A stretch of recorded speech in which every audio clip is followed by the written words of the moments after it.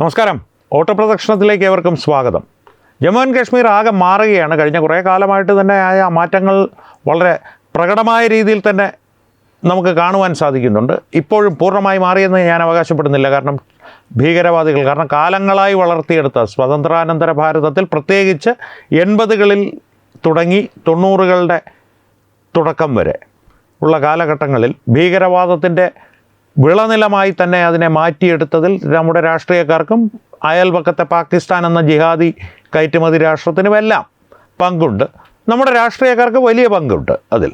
അതുകൊണ്ട് തന്നെ ആ പാകിയ വിഷവിത്തുകളുടെ ഉച്ഛിഷ്ടവും അവശിഷ്ടവും ഇപ്പോഴുമുണ്ട്. പാകിസ്ഥാനിൽ നിന്നുള്ള നുഴഞ്ഞുകയറ്റങ്ങൾ തുടരെ നടക്കാറുമുണ്ട്. ഇപ്പോൾ പരമാവധി അതിന് ഒരു തടയിടുവാൻ നമ്മുടെ സുരക്ഷാസേന കൃത്യമായിട്ടുള്ള നടപടികൾ കൈക്കൊള്ളുന്നുണ്ടെങ്കിൽ പോലും ഇടയ്ക്കിടെ ഈ പ്രാദേശികരായിട്ടുള്ള ചില ഹൂറിമോഹികളുടെ സഹായം കാരണം അനിഷ്ട സംഭവങ്ങൾ ഇപ്പോഴും നടക്കാറുണ്ട്, ഇല്ല എന്നല്ല. പക്ഷേ പഴയ തോതിൽ അതില്ല എന്ന് മാത്രമല്ല, ജമ്മു ആൻഡ് കാശ്മീരിലെ സാധാരണക്കാരുടെ മനോനിലയിൽ തന്നെ വലിയൊരു പരിവർത്തനം സംഭവിച്ചു കൊണ്ടിരിക്കുകയാണ് ഇപ്പോൾ. കാരണം അവിടെ വികസനം വന്നു.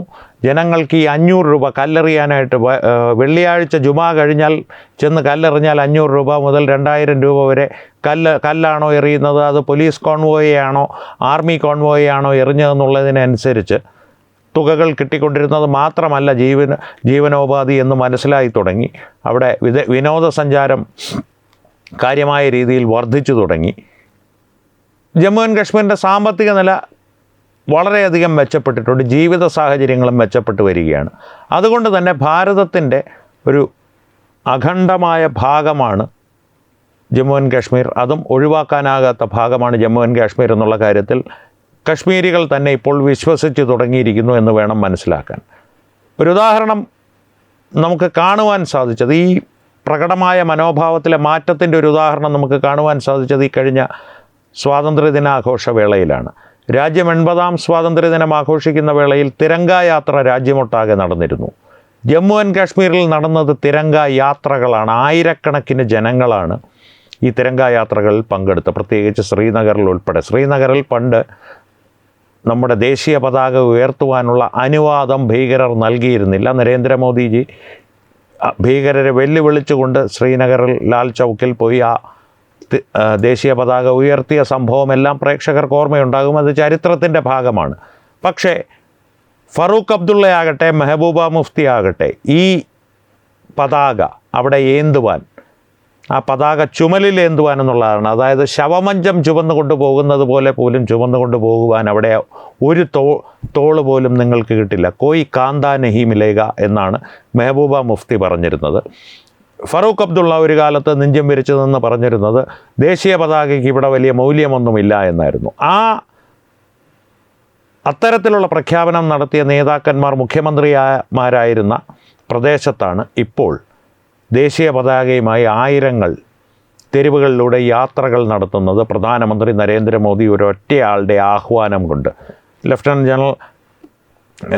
ഗവർണർ മനോജ് സിൻഹയുടെ ഒരു ആസൂത്രണ മികവുമുണ്ട്, അതിൽ സംഘാടക മികവും അതിലുണ്ട്, അദ്ദേഹത്തിൻ്റെ ഒരു ഭരണ മികവും അതിലുണ്ട്, അത് ഞാൻ മറക്കുന്നില്ല. പക്ഷേ മനോജ് സിൻഹ ഉൾപ്പെടെയുള്ളവർ അവിടെ നിയമിക്കപ്പെട്ടതിൻ്റെ ഒരു പ്രധാന കാരണം പ്രധാനമന്ത്രി നരേന്ദ്രമോദിയുടെ ഭരണകൂടമാണെന്നുള്ള കാര്യത്തിൽ പ്രത്യേകിച്ച് നരേന്ദ്രമോദിയുടെ രാഷ്ട്രീയ വിമർശകർക്ക് പോലും തർക്കമുണ്ടാകുമെന്ന് തോന്നുന്നില്ല. പക്ഷേ ഈ മാറ്റങ്ങളുടെ എല്ലാം തുടക്കം എവിടുന്നാണ്? നരേന്ദ്രമോദി സർക്കാർ 2014 അധികാരത്തിലേറിയ ദിവസം മുതലാണോ? അല്ല. വർഷങ്ങളായി BJPയുടെ മനസ്സിലുള്ളൊരു പദ്ധതിയാണ് ജമ്മു ആൻഡ് കാശ്മീരിനെ മാറ്റിയെടുക്കണം, സകാരാത്മകമായ രീതിയിൽ മാറ്റിയെടുക്കണം. അതിനുള്ള ഒരേ ഒരു തടസ്സം ആർട്ടിക്കിൾ 370 ആയിരുന്നു. അത് BJP സർക്കാർ വളരെ കൃത്യമായിട്ടുള്ള രാഷ്ട്രീയ കരുനീക്കങ്ങളിലൂടെ, നിയമപരമായിട്ടുള്ള കരുനീക്കങ്ങളിലൂടെ ആർട്ടിക്കിൾ 370 എടുത്തു കളഞ്ഞു. അതിനുശേഷം ജമ്മു ആൻഡ് കാശ്മീരിൽ വന്നിട്ടുള്ള മാറ്റങ്ങൾ അത്ഭുതാവഹമാണ്. അല്ലാതെ ഒരു വാക്കും അതിനെ ഉപയോഗിക്കാൻ സാധിക്കില്ല. അത്ഭുതാവഹം എന്നുള്ള വാക്ക് പോലും അതിനെ പൂർണ്ണമായും വിശേഷിപ്പിക്കുന്നതിന് മതിയാവില്ല എന്നുള്ളതാണ് സത്യം. കാരണം പെൺകുട്ടികൾക്ക് പ്രത്യേകമായിട്ടുള്ള അവകാശങ്ങൾ അവിടെ ലഭിച്ചു തുടങ്ങി. അവരുടെ പഠനം രാജ്യത്തിൻ്റെ മറ്റേത് ഭാഗങ്ങളിൽ പോയും അവർക്ക് പഠിക്കാം. മറ്റേതെങ്കിലും ഭാഗത്തു നിന്നുള്ള ആരെയെങ്കിലും അവർ വിവാഹം കഴിച്ചാൽ അവർക്ക് സ്വത്ത് നഷ്ടപ്പെടില്ല. രാജ്യത്തിൻ്റെ മറ്റ് ഭാഗങ്ങളിൽ നിന്നുള്ളവർക്ക് ജമ്മു ആൻഡ് കാശ്മീരിൽ ഭൂമി വാങ്ങാം, വ്യവസായം തുടങ്ങാം തുടങ്ങിയ നിരവധി സംവിധാനങ്ങൾ ജമ്മു ആൻഡ് കാശ്മീരിലേക്ക് കടന്നു വന്നു. ആർട്ടിക്കിൾ 370 BJP സർക്കാർ റദ്ദ് ചെയ്തതോടുകൂടി അതോടുകൂടി തുടങ്ങിയതാണ് ഈ പരിവർത്തനം. പിന്നീടുള്ള അതിനു മുൻപ് നടന്ന ഒരു നിശബ്ദമായ ഒരു വിപ്ലവമെന്ന് വേണമെങ്കിൽ പറയാവുന്നത് നോട്ട് നിരോധനമായിരുന്നു. നോട്ട് നിരോധനം കൊണ്ട് ഏറ്റവും വലിയ ഗുണം ഉണ്ടായത് ജമ്മു ആൻഡ് കാശ്മീരിലാണ് ഭാരതത്തെ സംബന്ധിച്ച് പറയുകയാണെങ്കിൽ. ഈ 500 രൂപയും 2000 രൂപയും ഒക്കെ വാങ്ങി കല്ലെറിയലും ആർമി കോൺവോയ്കളെ തടയാൻ ശ്രമിക്കലുമൊക്കെ ഒരു സ്വിച്ച് ഇടുമ്പോൾ ലൈറ്റ് ഓഫ് ആവുന്നത് പോലെ അങ്ങ് നിന്നു. വാസ്തവമാണ്, ഇത് പലരും പറഞ്ഞിട്ടുള്ളതാണ്. ശത്രുക്കൾ പോലും സമ്മതിക്കുന്നൊരു കാര്യമാണ്. ജമ്മു ആൻഡ് കാശ്മീരിൽ ഇപ്പോൾ കല്ലെറിയുവാൻ, പോലീസിനെയും ആർമിയെയും ഒന്നും കല്ലെറിയുവാനായിട്ട്, സൈനികരെയും ഒന്നും കല്ലെറിയുവാനായിട്ട് ആളെ കിട്ടുന്നില്ല. വെള്ളിയാഴ്ചകളിൽ ജുമാ കഴിഞ്ഞ് കല്ലെറിയുവാനായിട്ട് ആളെ ക്ഷണിച്ചാൽ, ഇമാമുമാർ ജയിലിൽ പോകുമെന്നുള്ളതല്ലാതെ കല്ലെറിയുവാനായിട്ട് യുവാക്കൾ തയ്യാറാകുന്നില്ല. പള്ളികളിൽ പോലും ഇപ്പോൾ യുവാക്കൾ പോകുന്നില്ല എന്നുള്ളതാണ് സത്യം. മര്യാദയ്ക്കുള്ള ഇമാമുമാർ കുത്തബ എന്ന് പറയുന്നത് അവരുടെ ഒരു പ്രഭാഷണമാണ്, മതപ്രഭാഷണം. എല്ലാ വെള്ളിയാഴ്ചകളിലും ഉച്ചതിരിഞ്ഞുള്ള അവരുടെ നമസ്കാരത്തിന് ശേഷം നടത്തുന്ന ഒരു പ്രസംഗം. നമസ്കാരത്തിന് ശേഷമോ മുൻപോ, അതിൻ്റെ കൃത്യമായിട്ടുള്ള സമയക്രമം എനിക്കറിയില്ല, ഓർമ്മയില്ല. കുത്തുബ, മര്യാദയ്ക്കുള്ള നല്ല കാര്യങ്ങൾ പറയുന്ന കുത്തുബ ഉള്ള ഏതെങ്കിലും പള്ളി ഉണ്ടെങ്കിൽ അവിടേക്ക് യുവാക്കൾ പോകുന്നുണ്ട്.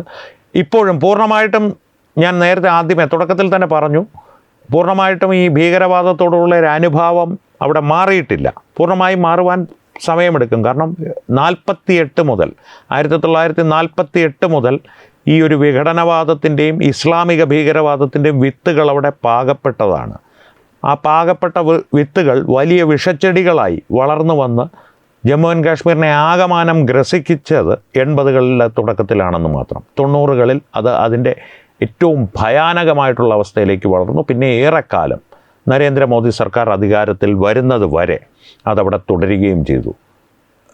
Jammu and Kashmir liberation force, JKLF-ഉം ജെയ്ഷെ മുഹമ്മദും ലഷ്കർ-ഇ തയ്യബയും ഒക്കെയായിരുന്നു അവിടെ ഭരിച്ചുകൊണ്ടിരുന്നത്. ഫറൂഖ് അബ്ദുള്ളയെ പോലുള്ളവർ അവരുടെ താളത്തിനൊത്തു തുള്ളി ജമ്മു ആൻഡ് കാശ്മീരിൻ്റെ അതിർത്തി വിട്ട് പുറത്തു വരുമ്പോൾ, സംസ്ഥാനത്ത് നിന്ന് പുറത്തു വരുമ്പോൾ ദേശീയവാദിയും സോഷ്യലിസ്റ്റും ഒക്കെയായി ജമ്മു ആൻഡ് കാശ്മീരിലേക്ക് തിരികെ ചെല്ലുമ്പോൾ, അതും ജമ്മു വിട്ട് കാശ്മീരിലെത്തുമ്പോൾ ഏറ്റവും വലിയ ജിഹാദിയുമായി മാറുന്ന ഒരു മാന്ത്രിക വിദ്യകൾ അല്ലെങ്കിൽ ഒരു മഹേന്ദ്രജാലം കാലാകാലങ്ങൾ ഭാരതത്തിന് കണ്ടു നിൽക്കേണ്ടി വന്നു, നിസ്സഹായരായി. അത് ഭാരതീയർക്ക് നിസ്സഹായരായി കണ്ടു നിൽക്കേണ്ടി വന്ന അവസ്ഥയുണ്ടാക്കിയത് കോൺഗ്രസ് സർക്കാരുകളാണ്, മാറി മാറി വന്ന കോൺഗ്രസ് സർക്കാരുകളാണ്. ഇടക്കാലത്ത് വന്ന വാജ്പേയി സർക്കാരിന് പോലും ജമ്മു ആൻഡ് കാശ്മീരിൻ്റെ കാര്യത്തിൽ കാര്യക്ഷമമായിട്ടുള്ള ഒരു നടപടിയും കൈക്കൊള്ളുവാൻ സാധിച്ചിട്ടില്ല എന്നുള്ളത് ദുഃഖകരമായ സത്യമാണ്. പക്ഷേ വാജ്പേയി ഗവൺമെൻറ്റിന് അതിൻ്റേതായിട്ടുള്ള പരിമിതികളുണ്ടായിരുന്നു, ആ സർക്കാരിൻ്റേതായിട്ടുള്ള പരിമിതികളുണ്ടായിരുന്നു. കാരണം ഭൂരിപക്ഷം സഖ്യകക്ഷികളെ പ്രീതിപ്പെടുത്തണം. നരേന്ദ്രമോദി സർക്കാരിന് പൂർണ്ണ ഭൂരിപക്ഷം ഉണ്ടായിരുന്ന 2 ഭരണ കാലഘട്ടങ്ങളിലും ഈ മുഴുവൻ പൂർണ്ണ ഭൂരിപക്ഷം ഇല്ലാത്ത ഈ കാലഘട്ടത്തിലും പ്രത്യേകിച്ച് അങ്ങനെയുള്ള യാതൊരുവിധ ബാധ്യതകളും ഇല്ല. അത്തരത്തിലുള്ളൊരു മനോഭാവത്തോടു കൂടിയാണ് അവർ മുന്നോട്ട് പോകുന്നത്. പ്രത്യേകിച്ച് പ്രധാനമന്ത്രി നരേന്ദ്രമോദിയുടെ രാഷ്ട്രീയ ലക്ഷ്യങ്ങളും രാഷ്ട്രത്തെ സംബന്ധിച്ചുള്ള ലക്ഷ്യങ്ങളും നടപ്പാക്കുവാൻ പ്രതിജ്ഞാബദ്ധനായിട്ടുള്ള അദ്ദേഹത്തിൻ്റെ വിശ്വസ്തൻ അമിത്ഷായെ സംബന്ധിച്ച് യാതൊരു ബാധ്യതകളും പ്രതിബന്ധങ്ങളും കശ്മീരിനെ ഭാരതത്തിൻ്റെ ഭാഗമാക്കി, അതായത് കശ്മീരികളുടെ മനസ്സിനെ ഭാരതത്തിൻ്റെ ഭാഗമെന്നവണ്ണം മനപരിവർത്തനം ചെയ്തെടുക്കുന്ന ലക്ഷ്യത്തിലേക്ക് എത്തുന്നതിന് ഒന്നും തടസ്സമല്ല എന്നുള്ള രീതിയിലാണ് അമിത്ഷാ മുന്നോട്ട് പോകുന്നത്, നരേന്ദ്രമോദി സർക്കാരും മുന്നോട്ട് പോകുന്നത്. എന്തായാലും ഈ തിരങ്കായാത്രകൾ വലിയൊരു ശുഭസൂചനയാണ് നമുക്ക് നൽകുന്നത്. ഭീകരവാദികളുടെ ദിനങ്ങൾ അവിടെ എണ്ണപ്പെട്ട് കഴിഞ്ഞു. ഇപ്പോഴും വീണ്ടും ആവർത്തിച്ച് പറയുന്നു, തുടക്കത്തിൽ പറഞ്ഞ കാര്യം തന്നെ, ഇപ്പോഴും ഭീകരവാദം പൂർണ്ണമായും കശ്മീരിൽ നിന്ന് ഇല്ലാതായിട്ടില്ല. കാരണം ഇസ്ലാമിക ജിഹാദികൾ എപ്പോഴും മാളത്തിലൊളിക്കും. അവരുടെ സാഹചര്യം അവർക്ക് പ്രതികൂലമാകുമ്പോൾ അവർ മാളത്തിലൊളിക്കും, വീണ്ടും വരും. പുറകിൽ നിന്ന് കുത്തിയുള്ള ശീലമുള്ളവരാണവർ, അവർ വീണ്ടും വരും. ആ ജിഹാദികളെ പൂർണ്ണമായും ഇല്ലാതാക്കണമെങ്കിൽ സൈനിക ശക്തി കൊണ്ട് മാത്രം അത് സാധ്യമല്ല.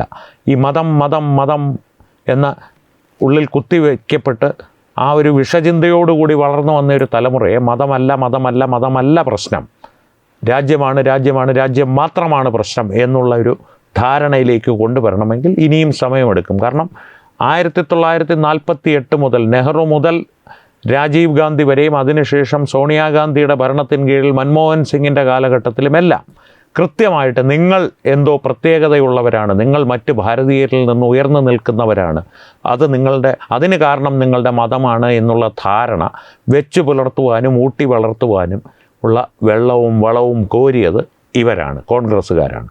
അങ്ങനെ വളർത്തപ്പെട്ട ഒരു സംസ്കാരമാണ് ഇപ്പോൾ കശ്മീരിൽ പതിയെ ഇല്ലാതായിക്കൊണ്ടിരിക്കുന്നത്. അത് പൂർണ്ണമായും ഇല്ലാതാകുവാനായിട്ട് സമയമെടുക്കും. അതിൻ്റെ അവശിഷ്ടവും ഉച്ഛിഷ്ടവും എല്ലാം പാകിസ്ഥാനിൽ നിന്നുള്ള ഞമ്മൻ്റെ ആളുകളെ അതിർത്തി കടത്തി കൊണ്ടുവന്ന് വീട്ടിലുള്ള എല്ലാ സൗകര്യങ്ങളും അവർക്ക് നൽകി, സ്വന്തം മക്കളെപ്പോലും അവർക്ക് നൽകി, നമ്മുടെ മതത്തിന് വേണ്ടിയിട്ടാണ് നമ്മളിത് ചെയ്യുന്നതെന്നുള്ള ധാരണയിൽ ഭാരതത്തിനെതിരെ യുദ്ധം ചെയ്യുവാനുള്ള സാഹചര്യം ഒരുക്കുന്ന ചിലരെങ്കിലും ഇപ്പോഴും അവിടെ ബാക്കിയുണ്ട്. അങ്ങനെ ഉണ്ട് എന്നുള്ളതിൻ്റെ അവസാനത്തെ തെളിവ് നാം കണ്ടത് പഹൽഗാമിലാണ്. അത്തരത്തിലുള്ള ആളുകൾ ഇപ്പോഴും ബാക്കിയുണ്ട്. അവർ കൂടി ഇല്ലാതായാൽ മാത്രമേ ഒന്നുകിൽ സൈനിക ശക്തിയുടെ മുൻപിൽ അവരില്ലാതാകുന്നു, അല്ലെങ്കിൽ മനപരിവർത്തനം സംഭവിച്ചൊരു ജനത തന്നെ അവരെ നിയമത്തിൻ്റെ മുൻപിൽ കൊണ്ടുവരുന്ന കാലം വരുന്നു. ഇത് രണ്ടും ചേർന്നൊരു കാലം കശ്മീരിൽ എത്തിക്കൊണ്ടിരിക്കുകയാണ്, അല്ലെങ്കിൽ കശ്മീർ ആ ഒരു കാലത്തിനോട് അടുത്തുകൊണ്ടിരിക്കുകയാണ് എന്നുള്ളതിൻ്റെ ഒരു സൂചന കൂടിയാണ് ഈ തിരങ്കായാത്രയിൽ പങ്കെടുത്ത ആയിരക്കണക്കിന് കശ്മീരികൾ. എന്തായാലും പണ്ഡിറ്റുകളുടെ തിരിച്ചുവരവിനായും കശ്മീർ കാത്തിരിക്കുകയാണ്. കശ്മീരിൽ ഭീകരവാദം, ഇസ്ലാമിക ഭീകരവാദം ഇല്ലാതാകുന്ന നാളുകൾക്ക് വേണ്ടി മുഴുവൻ ഭാരതമൊട്ടാകെയുള്ള ജനങ്ങൾ സന്തോഷത്തോടു കൂടി കാത്തിരിക്കുകയാണ്. കാരണം എൻ്റെ തലമുറയ്ക്ക് മുൻപുള്ള തലമുറ ഒരു കാലത്തും വിചാരിച്ചിരുന്നതല്ല, അവരുടെ ജീവിതകാലത്ത് ആർട്ടിക്കിൾ 370 റദ്ദാക്കപ്പെട്ട് കശ്മീർ ഭാരതത്തിൻ്റെ ഭാഗമാണ് എന്നുള്ള വിശ്വാസം കശ്മീരികളിൽ പുനർജനിക്കുന്ന ഒരു ദിവസം കാണുവാൻ സാധിക്കുമെന്ന്. ആ ദിവസം അവർ കണ്ടിട്ടുണ്ടെങ്കിൽ കശ്മീരികൾ പൂർണ്ണമായും ഇസ്ലാമിക ഭീകരവാദത്തെ തള്ളിക്കളയുന്ന ദിവസവും അവർ കാണുക തന്നെ ചെയ്യുമെന്നുള്ളതാണ് എൻ്റെ വ്യക്തിപരമായിട്ടുള്ള വിശ്വാസം. ഈ വിഷയത്തെ സംബന്ധിച്ച് പ്രേക്ഷകരുടെ അഭിപ്രായങ്ങൾ തീർച്ചയായും കമൻറ്റുകളിലൂടെ പങ്കുവയ്ക്കുക. ഒപ്പം വീഡിയോ ലൈക്ക് ചെയ്യുക, പരമാവധി ആളുകളിലേക്ക് വീഡിയോ എത്തുവാനായി ഷെയർ ചെയ്യുക. ഏറ്റവും പ്രധാനപ്പെട്ട കാര്യം, തത്വമൈ ന്യൂസിൻ്റെ യൂട്യൂബ് ചാനൽ നിങ്ങൾ ഇതുവരെ സബ്സ്ക്രൈബ് ചെയ്തിട്ടില്ലെങ്കിൽ തീർച്ചയായും സബ്സ്ക്രൈബ് ചെയ്യുക. അപ്പോൾ ഈ വിഷയത്തിലും മറ്റു വിഷയങ്ങളിലും സംവാദങ്ങൾ തുടരട്ടെ. വീണ്ടും കാണാം. നന്ദി. ശുഭരാത്രി.